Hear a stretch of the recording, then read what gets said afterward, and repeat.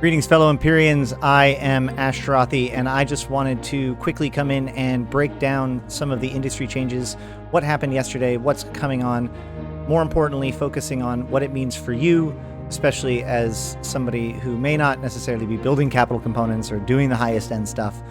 What does it really mean for the practical? And more importantly, especially if you're a member of the convocation, how you can get involved right now to make the most out of these changes and make a tidy profit while everybody else is trying to figure out how to get adjusted. So without further ado, I want to open up, I'll begin with this spreadsheet, which is the spreadsheet that CCP gave us. I just imported it with no frills. There are better versions of it, prettier versions of it that you can see, but this is going to do for what we need. What we can see is that, first things first, all of the basic ships, industrial ships, frigates, cruisers, destroyers, etc., they have all had their material costs standardized. So rather than each type of destroyer, each type of frigate, depending on the race or whatever, requires different ratios of all of the different minerals, now all of them take the same, or basically not all of them, but all of the same class of frigate take the same minerals requirements, pretty much standardizing it across the board. Also, frigates have no Noxium, Zydrine, or Megasite. Neither do destroyers. Cruisers do, and so do battle cruisers. So up until battle cruisers, as long as you go with normal T1 and not faction, everything stays pretty much the same, if not becomes more simple.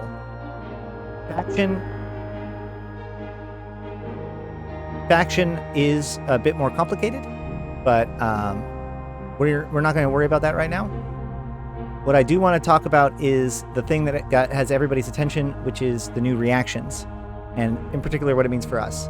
In order to make battleships and Triglavian ships and some other stuff, you need, in particular, life support backup units, auto integrity preservation seals, and core temperature regulators. Let's find out more about those. So here we go. We need core temperature regulators, life support backup units, and auto integrity preservation seals. Each of these require 2 things of PI and then some reinforced carbon, except for the core temperature, which takes 2 things of PI, some carbon fiber, and some pressurized oxidizers. So these 2 things are the new thing that was put in. Pressurized oxidizers are a secondary reaction, and so are the reinforced carbon fiber. Both of these take a combination of these 4 sub-reactions: carbon fiber, oxyorganic solvents, and thermal setting polymers, and sulfuric acid. They each take 3 of them, and of these 4, 3 of these are new, with the sulfuric acid reaction being an older reaction. However, this is even simpler than it appears because all of these reactions take the exact same base materials. These 4 components, hydrocarbons, silicates, evaporate deposits, and atmospheric gases, all come from ore that come from popping R4 moons, which is basically any moon in HiSec or in wormhole space since the mineral changes about a year ago. So, for example, in the Convocation of Empyreans, we have a giant stockpile of a lot of this, so we can help provide you this if you want to, if you're interested in doing these reactions for cheaper than most people are able to access, as well as having the facilities to do these reactions.